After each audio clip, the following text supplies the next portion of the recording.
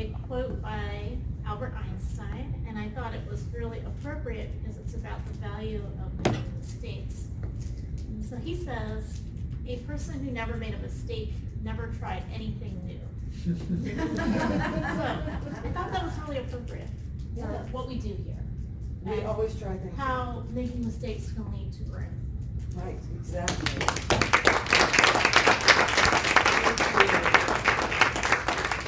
And I do believe now we have our Toastmaster of the evening, and that would be Gerry.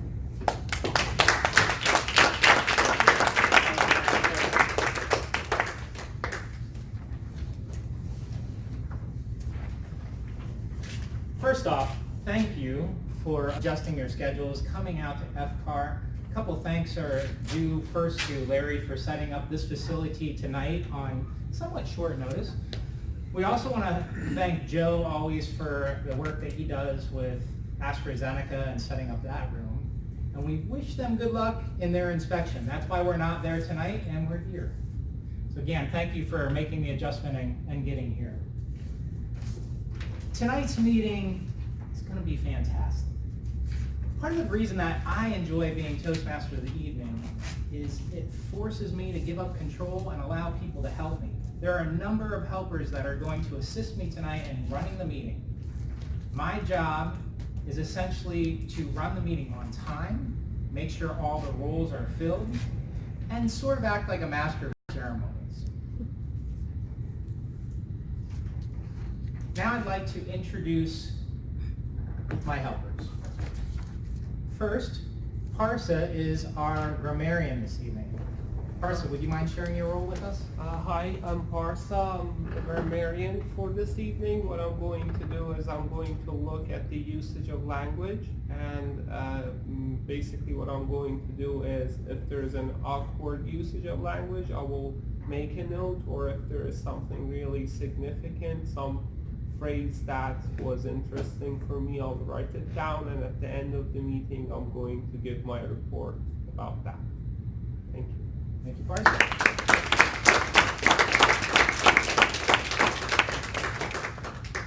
Next, Ruth is going to share with us the word of the day. Ruth. Hello. All right, I'm in a little awkward place, but the word of the day is secondment, and it means to temporarily lend an employee to a different department across the organization to do cover a specific project. It's temporary in nature, and it's actually a nice way of companies keeping things fun and giving employees an opportunity to experience other divisions or departments. A sentence: more organizations across the United States should offer secondment opportunities for their employees to get a total view of how the organization runs.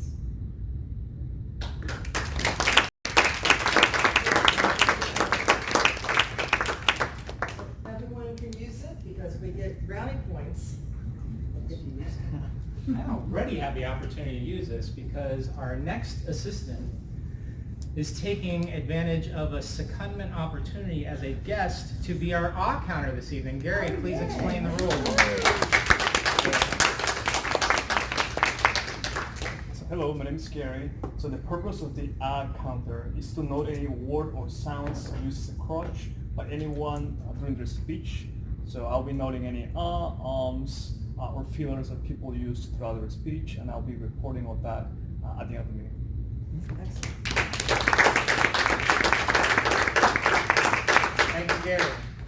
Louise is our timer. Louise, would you please explain what that contraption is? This is the box that I set for speeches. When the green light goes on, your time is, you've hit the minimum amount of time. When the yellow goes on, you've met halfway between the minimum and the end. When the red light goes on, you hurry up and you finish, and you have 30 seconds to finish. So tonight, speeches will be 5 to 7, evaluators are 2 to 3 minutes, and table topics are 1 minute, and I will give the result at the end of the meeting. Thank you, Louise.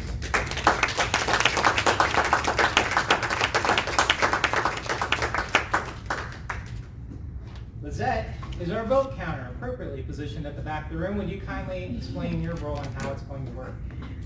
Okay, so we have a ballot. Everyone should have one of these. If you look at the bottom, we're going to be voting for the last three. For best evaluator, for best speaker, we have 3 speeches to evaluate, and for the best table topic speaker. So if you could tear those, and then when you are signaled to vote, you can vote, and there will be a little bucket passed around so you can put your vote. Thank you, Lizette.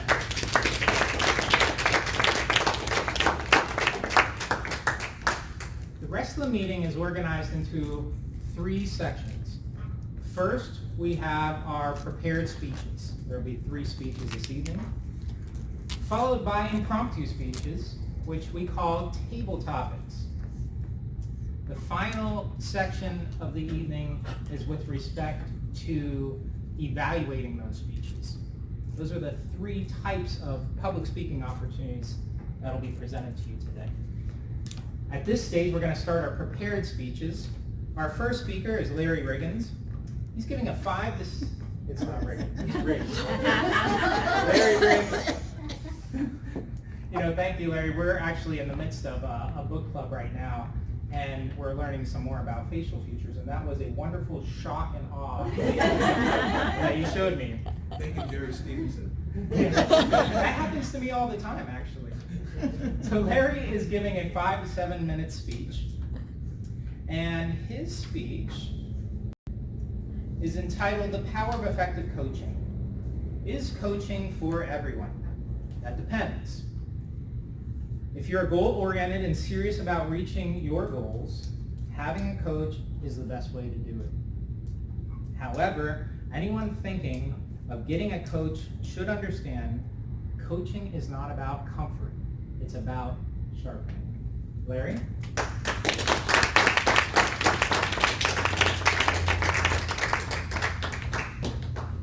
I've had the opportunity, our chairs are waiting. I've had the opportunity to both be a coach and to be coached, and to see positive and negative coaching. Now, my speech tonight is going to be on the effect of positive coaching. But I remember a time when a friend of mine and I were invited to a session by a coach trying to recruit us into his program. And I listened to this coach talk about how he addressed his coaching client. Called him names, just very demeaning, degrading, humiliated him. And I thought, this guy's not a coach, he's just got some emotional problems. Because I really believe that humiliating people is a very destructive thing. It does not produce good results. It can produce temporary results. Any of you familiar with Tony Robbins? If you've heard the way he talks about motivation, he says there's 2 motivators. They're pain and pleasure. The problem with pain as a motivator is that it will motivate you to get out of pain, but no further. So there has to be some combination thereof. A number of years ago, I managed a large real estate office, and I had the opportunity to have a coach, a really great coach. My responsibilities as a manager, first and foremost, were to recruit, but also were to oversee the finances of the office, because in that particular company, we closed the books every month, as opposed to once a year. And so I had to meet certain percentages. And by the way, I was a manager of the office when the market tanked, like really took a nosedive. So my coach was really very helpful, because his attitude was, he had access to everything that, of course, all of the finances. He had access to my database management program, and he would look at my figures and say, okay, Larry, if you're not on track to make the figures for this month, tell me what I can do to help you. So that's coaching. Not, you're an idiot, we should fire you, or any derivative thereof. Move forward a little bit. I currently have a coach, and it's been a wonderful experience. I've been listening and selling for 30 years. You would think I'd know how to do this, but I was in management for a while. I was doing a lot of training. So I just made a commitment to really start to build my business up to a successful level like I had it before. So some things that are important in coaching that I found out from my coach. Number one is your coach has to sit down with you and go over what your goals are. So if you're in Toastmasters, for instance, what do you want to improve? Do you want to improve body language? Do you want to improve the length of your speech? Do you want to stop saying ahs and ums? What is it you're trying to do? Then you and your coach have to talk about your level of commitment, because coaching requires commitment. Honestly, I looked at a couple of the videos in my path, and I thought the video that I looked at, that was almost more giving advice as opposed to coaching. They made the statement that coaching is a short-term thing to reach a certain goal. And I don't necessarily agree with that because of the type of coaching I'm in. I think coaching is a long-term commitment. And the last thing is to discuss coaching style. My coach said to me, you tell me what you need from me. I can be a drill sergeant if you need. She said, that's not my style, but I can do that if people need that. I said, well, that probably wouldn't work too well with me either. So she said her style is to be an encourager, a builder, which is what she is. And it's an awesome experience to be able to work with someone like that. Because I will tell you, I'm in a very high-stress business. I've got a lot of things going on right now, a lot of stuff going to settlement, a listing coming up, a lot of details that need to be taken care of. But my coach, I asked her to be the eyes outside my business. Because one of the things that we do, and I think this is probably true in any endeavor, but definitely in real estate, is we get so busy with the stuff that we stop doing the basics that keep us on path. With real estate, it's lead generation. Now I've got a bunch of things going to settlement at the end of the month, and of course, every morning, there are new email challenges of the appraisal. None of the appraisals have come in. Actually, one came in while I was sitting here waiting for everybody to come in. But a lot of those details need to be taken care of. But what my coach does is say, okay, you take care of the business in front of you first, but you never stop the basics. And she'll always draw me back to the basics and say, okay, it's great, you had a really productive week. How many calls did you make? How many people did you talk to? Did you add people to your database? And she keeps asking me those questions because, as Gerry said in my introduction, coaching is about sharpening. Now, I have some knives that I keep very, very sharp. I carry a pocket knife. And it doesn't take much to keep them sharp if you continuously sharpen them. But sometimes, if you let one get really dinged up, well, some sparks might fly. And coaching is kind of like that. That's why it takes commitment. You have to let your coach know how committed you are. I will tell you, I've been coaching since November with my current coach. Only had sparks fly one time. Never want it to happen again, but it was very effective. But the interesting thing was, she told me when she first started coaching me that her philosophy is, when you leave me at the end of a coaching session, you should feel better than when you came in, or I didn't do my job. And I'll tell you that phone call that I will never forget. At the end of the phone call, I knew she cared. And I felt better. Not during the phone call, but afterwards I did. So coaching is really for those who want to, as I said in the introduction, sharpen. If you want just some kind advice or a pat on the head and say, oh, it's okay, coaching's probably not for you, not at that level. So again, decide your commitment, talk to your coach about your goals, and talk about the coaching style that's going to be most effective for you.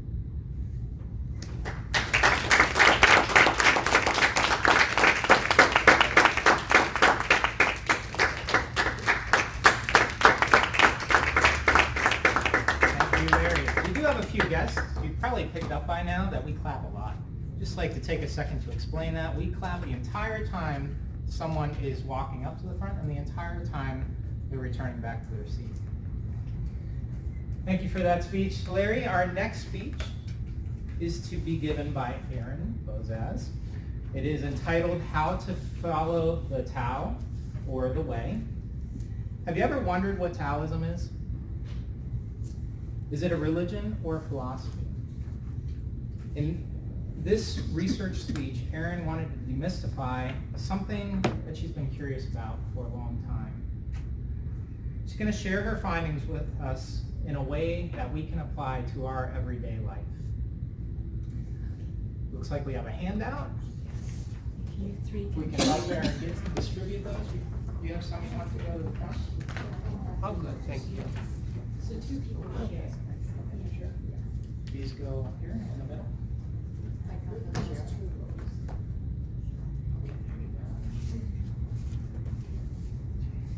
Well, thank you, Eran. Got to give you your handshake to make it formal. All right, thank you.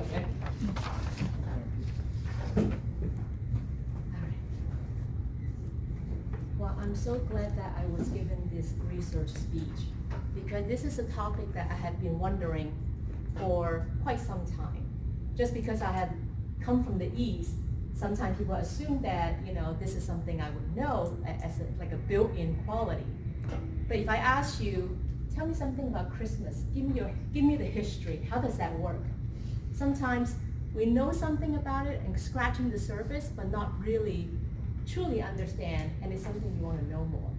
And I don't want to compare Christmas to this, because seems a lot more serious, but it is like a mystery, and I was able to spend some time to look deeper and to learn more about something called the Taoism. And for the longest time, I was not quite convinced by the translation. They call it the way or the path. And I do teach Mandarin Chinese. So I read different texts. In fact, Tao Te Ching, which is this book, has so many translations in the world. And it's only 81 verses. Basically, it's the sacred text to Taoism. And I look at different translations, and because I also know the Chinese part, I compare them, and I come up with my own understanding. But the coolest thing is, as I explain more about what I have found, is that this is I would not call it a religion, and I would not call it a philosophy, but to me, what I have learned is that this is a wisdom. It is a wisdom that can apply to many people, and I hope at the end of the speech, I will be able to impart what I have learned that you can apply in everyday life. The reason I call it wisdom is because if you look at even just verse 1, if you look at the handout I just gave you, and this is the verse 1 of this sacred text that was written about 2,500 years ago by a master called Lao Tzu. People call him a sage. Nobody really knows his true identity, but it's commonly known that he was the person who wrote this text. So if you follow with me at verse 1, and I think this will open up, give you some idea about what Taoism is and what Tao is. It says that Tao that can be told is not the eternal Tao. The name that can be named is not the eternal name. The unnameable is the eternal real. Naming is the origin of all particular things. Free from desire, you can see the hidden mystery. Caught in desire, you see only what is visibly real. Yet mystery and visible reality arise from the same source. And the mystery itself is the gateway to all understanding. I know when I first read this and many other translations, I'm like just going in circle. It's intriguing, but at the same time, it was kind of hard to grasp it. So I look at other translations, and basically, from my understanding, is that there's no way anybody can really use language and words alone to explain what Taoism is or what Tao is. It is truly something that you have to live and you have to experience it yourself. And the coolest thing is, it's something that is unique to each individual. because it is a wisdom about following the nature, following the way of the nature. Just like all the trees, flowers, animals, everybody is different. You and I are different.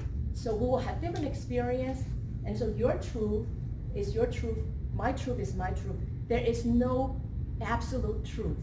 So what I'm going to share with you is from my own understanding of my research of this topic, and I want to share with you. And I hope at the end of it, it intrigues you enough to actually, that you get on this journey on your own to also find out your own Tao, or the way, or the path.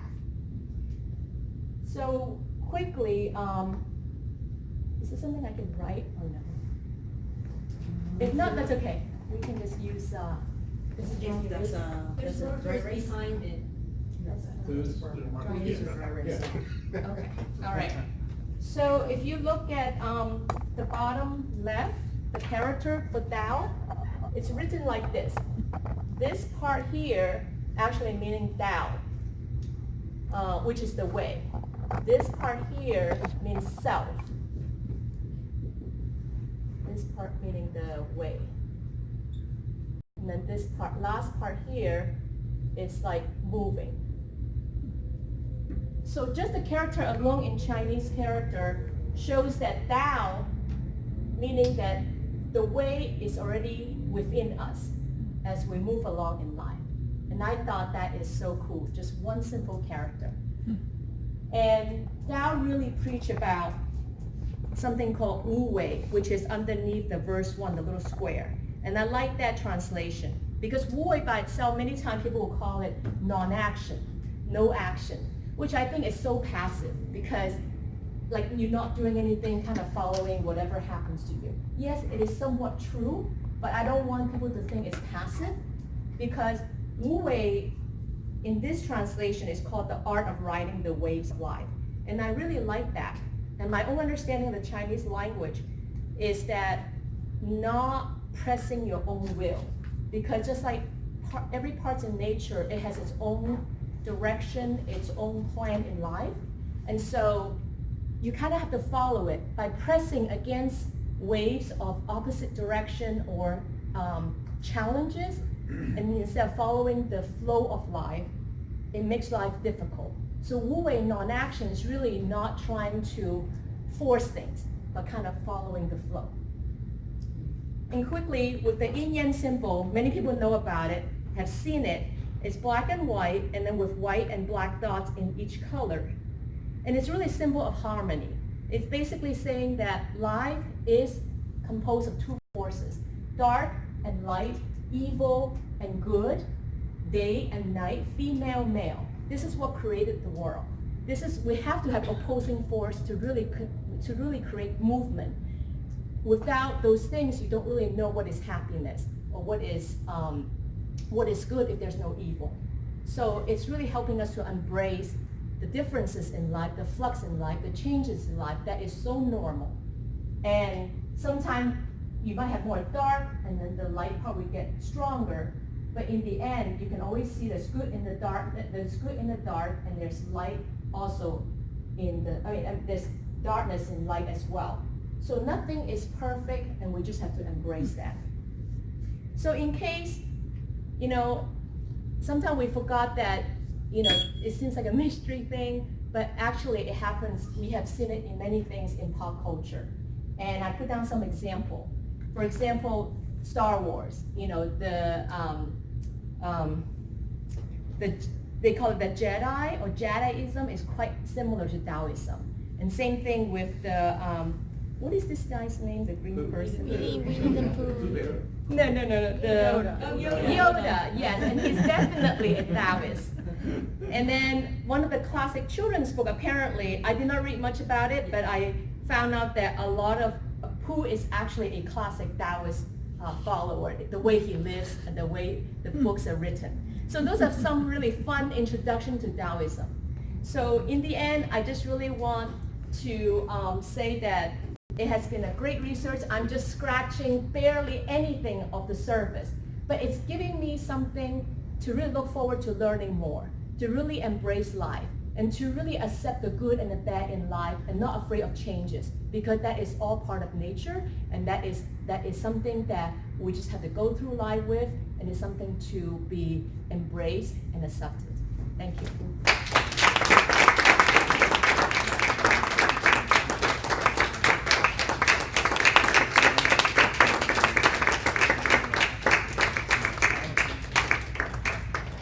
Our next speaker is Jodie. Jodie's giving a 5 to 7 minute speech, which is a follow-up speech to her first evaluation and feedback speech. It's entitled The Creative Process. Have you ever wondered how artists or other creatives come up with their ideas?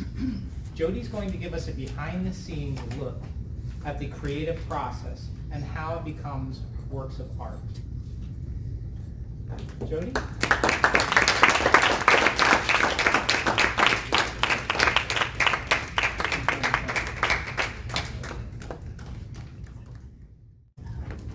Creativity, not a linear path. Pablo Picasso wrote, "Inspiration exists, but it has to find you working." Welcome Toastmasters and honored guests. Tonight I'm asking the question, have you ever wondered how artists, musicians, or other creative types come up with their ideas? Tonight I'm going to draw back the curtain and give you a behind-the-scenes view about the creative process so you can understand a little bit more about what's involved with that, and I'll demystify that a little bit for you. So the question I ask is it innate talent, or is there a specific process involved when you are trying to come up with some sort of creative piece? And the findings of my research and also of my own personal experiences as an artist support the view that it is a conscious process that's involved when you're trying to bring an idea to life. So according to the author Flora Richard, which is part of my research, she said that creative process is not random, and that it also involves a thought process in which new ideas are created or old ideas get recycled and refashioned into some new format. So maybe some old idea you have gets reborn in a new way. So there were some other articles I read about the creative process also, called What is the Creative Process, and the 6 Steps of the Creative Process. And I got some new insights from those articles, but it was more about, I don't think the light is on. Doesn't turn green yet. Okay. I got some more insight about the process because of what was not mentioned in the articles than what was mentioned. And what wasn't mentioned was that it's not a linear process. They just gave you these points to follow, and they didn't tell you anything about what happens when you get stuck in between those points. And so they present it as more of a linear process, but to my experience, it's not really the case. So a good case in point of that is, what if you get stuck in your project because you don't have the energy, the expertise, or the knowledge that you need to complete a project? And then where do you go from there to get past that obstacle to your chosen destination? So neither article that I read went through that process of how you overcome artist block. And that's something I think is pretty important, because I always deal with that with every project I've ever done. And I've been making art since I was 2 years old, and I have a baccalaureate in art, so I should know this by now, how to do art. So steps in the creative process, according to that first article I mentioned, is the first one is intent or activation. And that's, you need an assignment to create a project, and that could be a painting for an art show. The second one is explore or collect ideas. So you want to gather your ideas in a notebook or a Pinterest board. If you're maybe doing a work of art, that's how I get started. And the third one is experiment. So for experimenting, I would do a thumbnail sketch or a photo collage in Photoshop of maybe some pictures that I'm going to put together in a drawing. And then the fourth step would be to evaluate. And with the evaluation step, I would ask, would the materials that I have and the assignment go together? Like, would they give me the goal that I have? Usually in an art show, there's some sort of theme that you're trying to express with your artwork. So that would be the fourth step. And then the fifth and final step is presentation or production. So that would be presenting your completed piece to a teacher, an art show, or a social media outlet Instagram or Facebook maybe, or if you have a blog, which I do.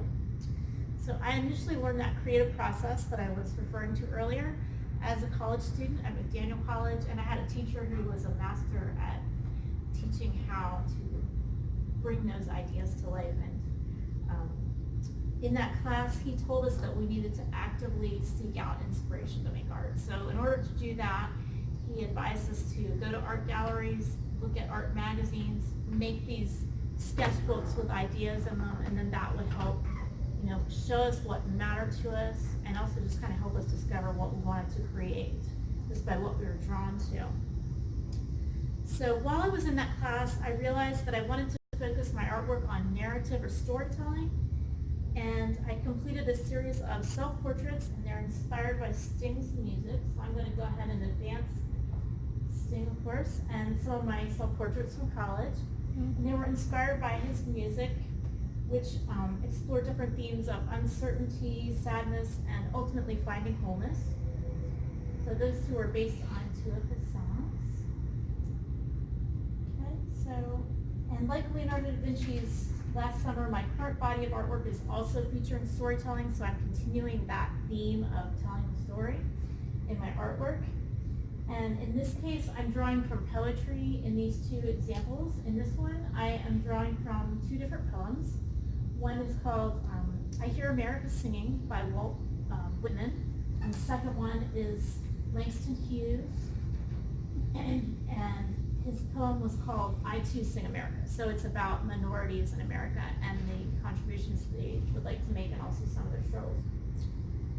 Okay, so I use color and composition and symbols to illustrate those themes told in these different poems. Oh, and the second artwork is about Robert Frost walking through the woods on a snowy evening. So that one is a slightly different piece. So this latest mixed media work, which is called America Layers of Meaning, is a really good case in point of how to resolve artist block.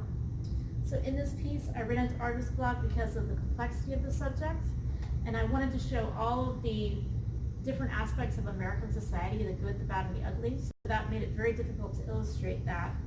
And I started out by doing a photo collage. Wait a minute, let me get to the right, sorry, of this piece, and I was trying to think of different symbols of America. So that's Columbia, actually, and I thought of immigration, and I came up with a list when I did that notebook, and none of those ideas were working out for me, and I realized I was going to have to use words and imagery to get everything expressed that I wanted to express with that piece. So that helped me to resolve the artist block. I had three categories. I had the good category, the bad, and the ugly. And I'm just going to go ahead and follow up with my last bit, which is you can follow the same steps in a Toastmasters speech for pathways. And to recap, the steps are intent or activation. So this could be a pathways project. Explore, collect ideas. You can gather ideas and research them, whether it's art, politics, or science. Experiment. I'd write an outline for your speech.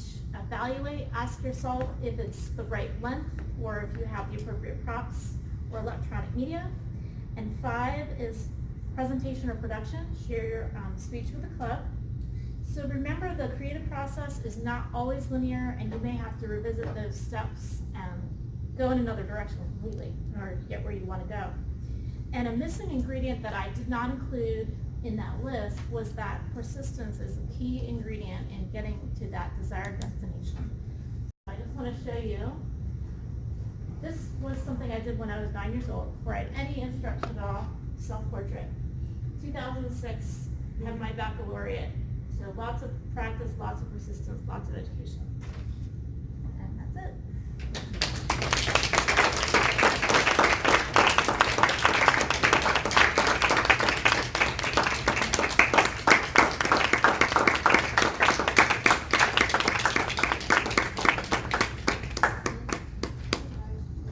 The next section of our evening is the impromptu speaking opportunity. We do have to vote on our best speakers. You have a little piece of paper on your place. Just as a review, Larry gave us a speech about coaching, Eran gave us a speech about Taoism, and Jodie closed things out with the creative process. While you're doing that, I'd just like to remind everybody that guests are welcome to participate in the table topics section of the speaking.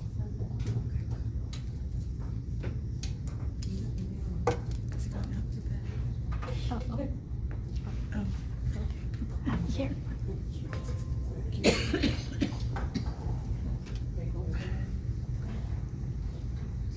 Anu, would you like to come up? Lead us in table topics?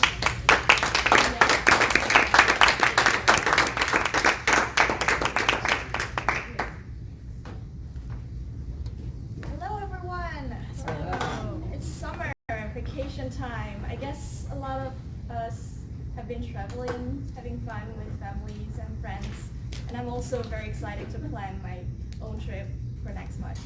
So today's table topic theme is traveling. So I'll give you a little bit of hint of the question, and I'll get volunteers. So if you come up to the stage, I'll give you a question, and you'll have 1 to 2 minutes to give a speech about that question. So for the first question, I would like to ask about traveling style. Anyone would like to come up to the stage?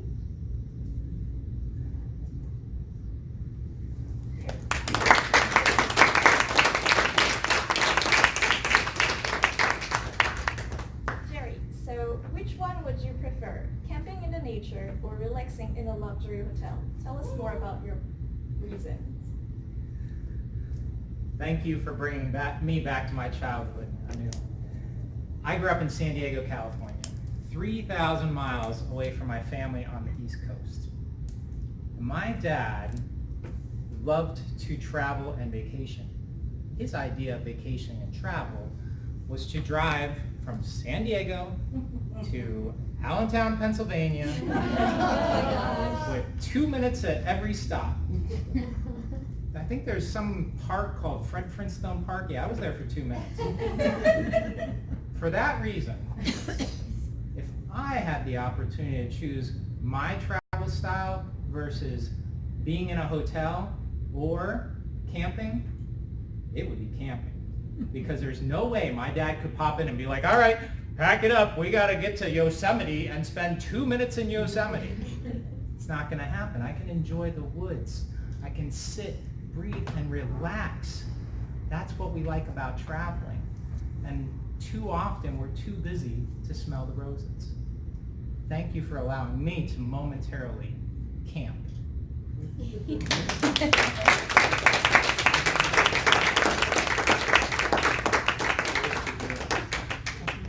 you, Gerry.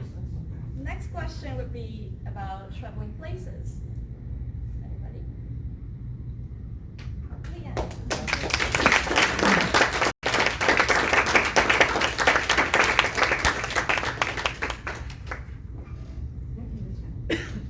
So, if you can get a free ticket, which place would you choose to go and why? Oh, you're not going to give me a criteria like you gave him. I get the whole world. Wow. That doesn't seem fair. You had to narrow it down. I had a free ticket to go anywhere. Where would I go? Gosh, I would probably go to Italy as one of the places that is kind of at the top of my bucket list. I've seen movies, on location. I read Dan Brown's book, I think it was Inferno. Have you ever read Dan Brown? He's an incredibly descriptive writer, and he talks about the scenery like you're there. And I think Inferno, he talked about Florence, and just really brought it to life to the point where I would really love to go there. And Italy is, my last name is Nazzardi, so I'm half Italian. It would be interesting to see if I could find some family. My dad doesn't know anybody. He totally embraced the American lifestyle when his parents immigrated. So it would be also nice to see if I could find some family, find some history about where I might be from. And I also like to see the Roman fountains is another thing that I think I would really like to see. So Italy would be where I would go. Thank you.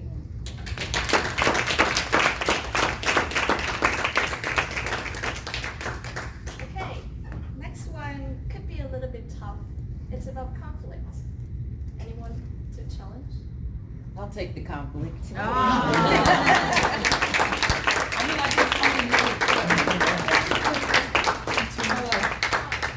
Hi Toastmasters, I'm Chloe Kane. I'm sorry I came in late, but I'm here. I should take on this conflict. I gotta confront the class. All right, you have a whole situation. Okay. Imagine that you have a family Okay. and you're planning to go tomorrow to the Disney World, which is the longtime wishes of your daughter.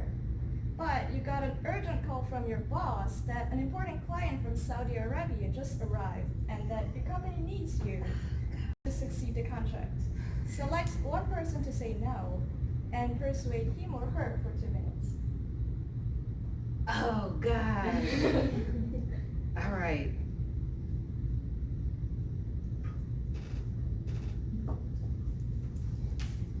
Listen, Raven, I got something to tell you. Today we are unfortunately not going to be going to Walt Disney World. I had something that happened at the job and I think I'm going to need to take this. But you promised, Mom, you promised, you told me. I can't talk like a kid. You promised. You told me that you would take me. Hello? It's more important that I spend this time with my child because I spent so much time at work that I don't have a lot of time to spend with my child. So I think that I'm gonna have to not be able to take this. Can you re-say the thing? I don't even know. It was so big. Can you please re-say the scenario? I think I'm doing good, but I don't think I'm doing It's good. about that you have to succeed the contract with Right. the client from Saudi Arabia. Okay. Okay, and so my daughter, she wants to go to Walt Disney World. Yeah, because it was her long time wishes. Okay. This is hard to relate to because I don't have any kids, y'all. I've never been in this situation. All right, I'll do it. Do you want me to still do it to the best of my ability? Yeah. Should I continue? Am I doing okay? Okay. I'll continue to do it. Till the light's red, you get to talk to the light's red.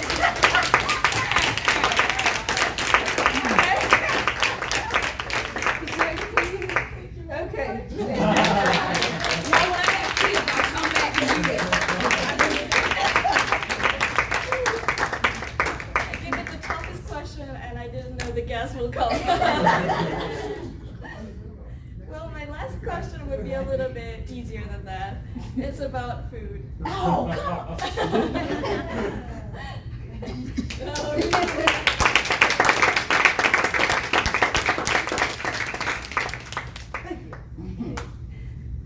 When we travel, we get a chance to try different dishes.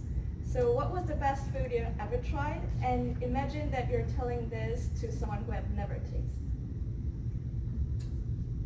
This one's gonna be hard. Well, you see, I come from a third world country where we eat everything from bananas. Just about. And when we travel to different places, we usually try to go for the exotic stuff. The stuff off the street. The stuff that they don't sell at the restaurant, at the hotel. I love tripe. I know Italian people love tripe. I know it's something gooey and it sounds disgusting, but let me tell you something. This sauce is absolutely delicious.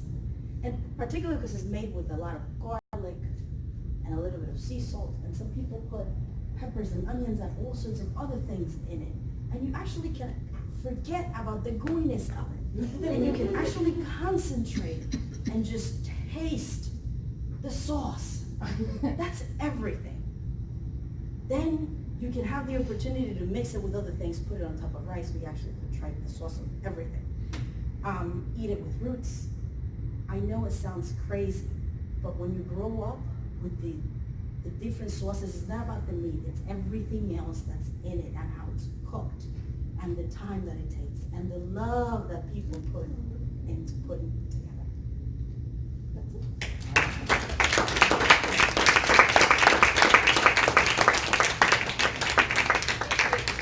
So now it's time to vote. To recap, Gerry talked about camping, Leann talked about going to Italy, Chloe worked hard for the conflict, Ruth talked about exotic socks. And now I will give turn back to Toastmasters.